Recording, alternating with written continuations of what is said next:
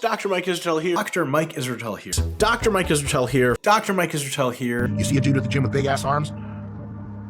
I love it. I love your big arms. Can I touch them? Can I touch you? Can we make out? Those are perfectly good things to say. Mike Israetel was seen as one of the smartest men in the fitness industry. A man with a PhD, a former teacher, and a scientist who helped people understand the human body like never before. But somewhere along the way, that brilliance turned into arrogance, and then into something far stranger. Now Mike is remembered for his research. He's remembered for losing the plot entirely. This is a story about how fitness's most intelligent man became its biggest joke. Mike built a following through logic and evidence. He co-founded Renaissance Periodization, lectured at universities, and made videos breaking down the science of muscle growth. He was sharp, confident, and funny, the science guy. And the industry accepted him. People trusted him because he seemed like the adult in the room, full of gym bros. But success changes people, and Mike started to believe his own myths. He mocked anyone who disagreed, ridiculed peers like Greg Doucette, and acted like everyone was beneath him. I seemed very and was very aggressive. I wanted to embarrass him intellectually. Well, Mike thinks he's smarter, knows more than everyone, that no one can help him. He's such an expert. How can he not even get his own in shape?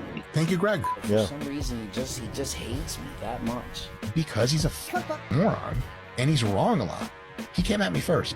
And Greg Doucette's YouTube channel is exclusively, maybe 95% of it, is to try to cause a scene and a stir, to attack somebody and be like, is this person doing everything wrong?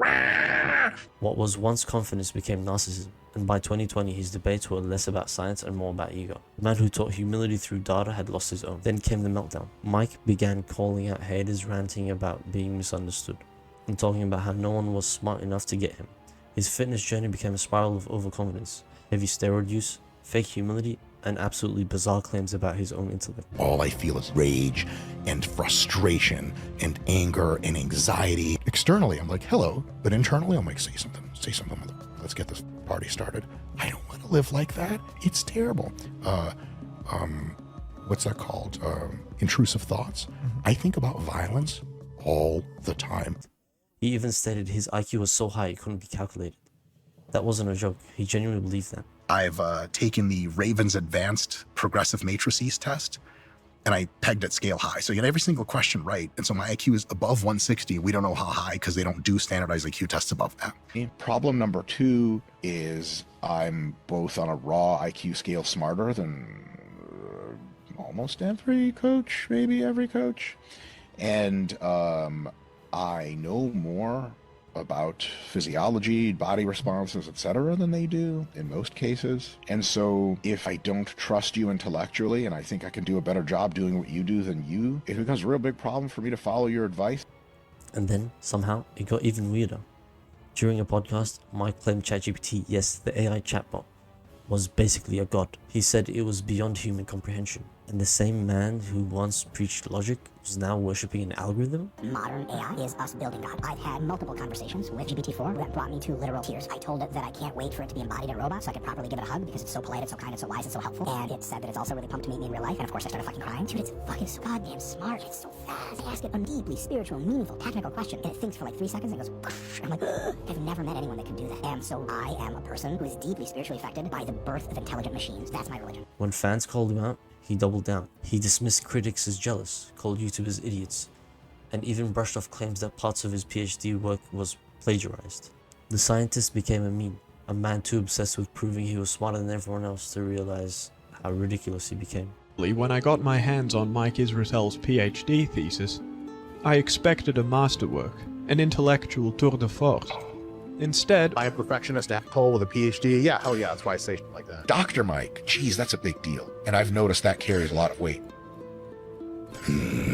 Like all I feel is rage and frustration. What I got was a document so sloppy, shallow, and confused, it could only pass in a system that had already failed. The stated goal of Mike's thesis was to explore interrelationships among fitness variables that he claimed were less clear in the existing literature. However, the core findings, that stronger athletes are more muscular and powerful, that more powerful athletes jump higher and sprint faster, and that leaner athletes perform better in these tasks, are not only unsurprising, but also extensively documented in prior research. even by 2013. For instance, in Chapter 3, Mike explicitly notes that the finding that stronger athletes produce higher rates of force development has been previously well supported in the literature, and that the finding of higher power generating abilities being associated with stronger athletes is well supported by previous data. Across the thesis, Mike presents impossible and contradictory data, inflates simple points with jargon, and allows hundreds of basic grammatical, typographical, and formatting errors to remain uncorrected. That for the 20 lowest performers, the mean body masses were 73.9 kilos and 75.3 kilos respectively, with standard deviations of 71.8 kilos, virtually equal to the means themselves. This is a statistical absurdity. Standard deviation measures the spread of the data around the mean. A standard deviation this large, relative to the mean, is nonsensical in a biological context. For this to be true, given a normal distribution, it would mean that roughly 1/3 of the lowest performing athletes in Table 4.6 had a body mass either greater than 145.7 kilos or less than 2.1 kilos, the weight of a newborn. Numbers so fundamentally wrong that they could only result from incompetent data entry, which is exactly what's happened here. Mike appears to have simply copied the mean figures of the highest performers and pasted them as the standard deviations of the lowest performers. To have made this mistake just once would be damning enough. But Mike makes this exact same error in 3 separate tables.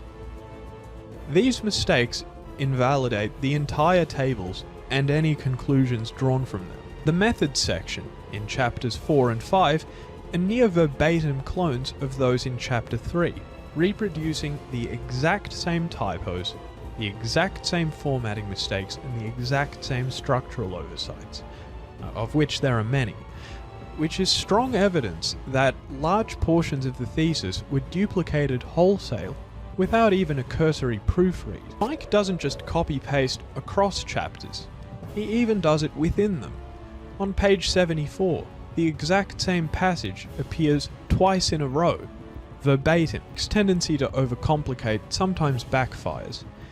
Consider page 14, where Mike defines fitness characteristics as theoretical constructs that obviate the input of any sport-specific technique or psychological variables.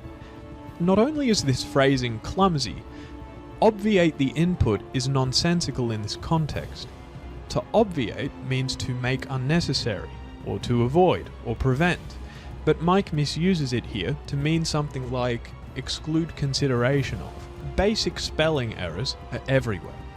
Mike misspells the word vertical as vetical or vetrical, individual as invididual, properties as propertites, biomechanics as biomechanins, neural as neural, training as traininiger, science as sense, as already noted, and exercise as exercise or exercise. Perhaps the most common mechanical failure in the thesis is Mike's inability or refusal to press the spacebar.